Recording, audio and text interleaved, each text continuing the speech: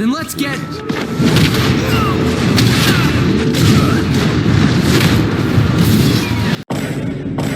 Damn, they could be twins. We're in a strong era of animation. Shows like Arcane, BoJack Horseman, and Invincible are finally pushing into the mainstream that cartoons can entertain adult audiences and shouldn't be regulated so that one thing you watch with your kids or have to be literal perfection like Avatar: The Last Airbender. And though I'm glad that this is the case, it does make me reminisce about cartoons that really tried to push the envelope back in the day. We all know of Avatar, and anime has always appealed to mature crowds. But aside from those heavy hitters, there are a few more that gave it their all to show how great animated storytelling could be.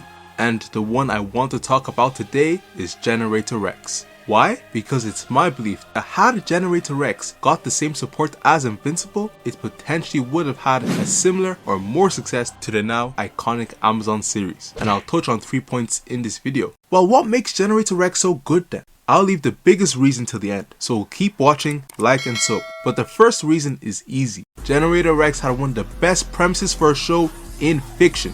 Rex, a free-spirited 16-year-old with amnesia, has the power to turn his entire body into weapons of mass destruction. He's recruited by the notoriously shady government agency called Providence to fight Evos, grotesque monsters who were once humans but were changed by things no one fully understands. If this doesn't sound even a little familiar to our boy Mark from Invincible, I don't know what to tell you. But Yinkos, I hear you say. Invincible was a show based on a comic that came out in 2003, 7 years before Generator Rex came out on Cartoon Network. So it couldn't have taken inspiration from it, you loser. First off, ow. Second off, you would have had me if it wasn't for the fact Generator Rex was also based on a comic, M-Rex, which came out in 1999. To be clear, I don't think Invincible copied Generator Rex in any way. I'm just being a little facetious and observing some interesting similarities. Back to how great the plot of Generator Rex is. I feel we forget how important it is to simply have a compelling story. On YouTube, we have countless videos on character development, having a good ending, the need for a great villain, and so on and so on.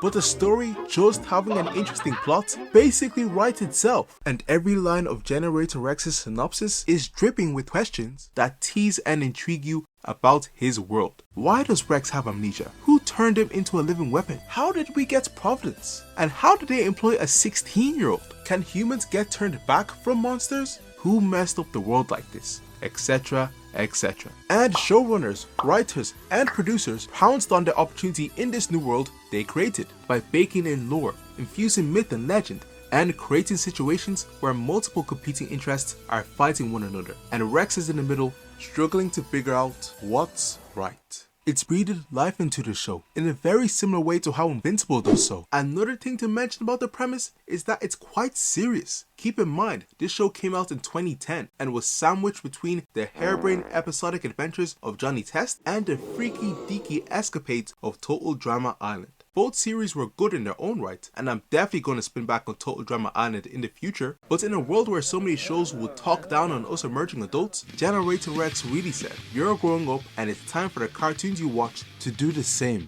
The second major reason I love this show so much is that it had a Team Avatar level cast. I'm talking about fully stacked, no skips, everybody carrying their weight, fulfilling their role, taking the team to the championship. First, we got our chief man Rex. The 3 signs I pay attention to when looking for a good male protagonist are you funny, are you a kind-hearted hero, and do you easily get distracted by pretty girls? And I'm happy to report Rex excels in every one of them. In terms of humor, very similar to your spectacular Spider-Man. This brother was always ready to crack a joke, and his quips were actually funny. You made me normal again.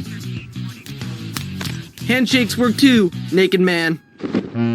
Serious, stop hugging me. When it came to saving the day, putting others before himself, Rex never failed to put his life on the line. Sure, he let his ego and pride get in the way sometimes, but Mark does that all the time, so I won't really hold that against Rex. As for girls, listen, I don't need you bagging all the time. Heck, I don't have the best track record myself, but what I need from my male protagonists is to shoot the shots in front of you, and that's exactly what Rex did no matter the occasion. Whether it was older women, a two-man, or a girl who could teleport away your wiener, Rex was always ready to play ball. But when he started catching feelings for Cersei, I just knew I was watching a generational talent at work. I know what kind of man you are, Rex, and I applaud it. Bobo the Chimp was another key character, basically the sidekick slash best friend to Rex. Now, a lot of shows do the whole talking animal best friend trope. Johnny Test, Scooby-Doo, the Thundermans, My Gym Partner's a Monkey, etc, etc.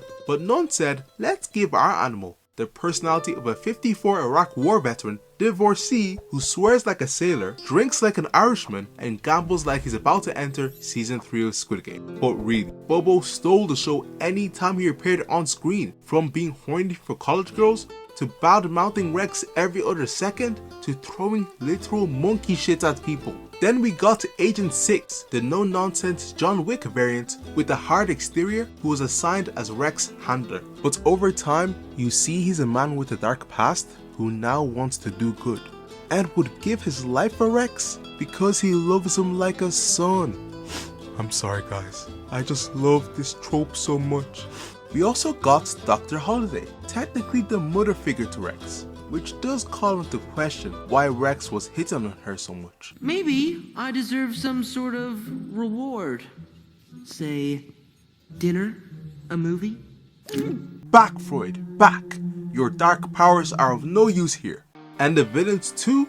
Oof, Van Kleis, proper aura. Not misunderstood, no sad backstory, just a motherfucker who thought he was better than everybody else, got powers, and is now out to prove just that. I also have a soft spot for when the hero and villain are linked in a subtle, almost mystical kind of way, and Generator Rex does that quite well. And finally, the most critical reason which I alluded to at the beginning of this video is that the show saw you as a competent viewer, so it showed you topics which were definitely a step up from the slapstick comedy of Johnny Test and co. It essentially acted as a preview for the shows coming after it, like Invincible. You got to see what happens when a government with initial good intentions loses its way and becomes as tyrannical as the villains it fights against. You got to see villains who are actually just people stuck in bad situations and need help from a hero to break free. You got to see the hero realize no matter how hard he tries, he will not beat the guy in front of him, and it's only by a miracle he lives to see another day. Again and again, Generator Rex, like Invincible, kept showing you that the world isn't as black and white as you'd like to think.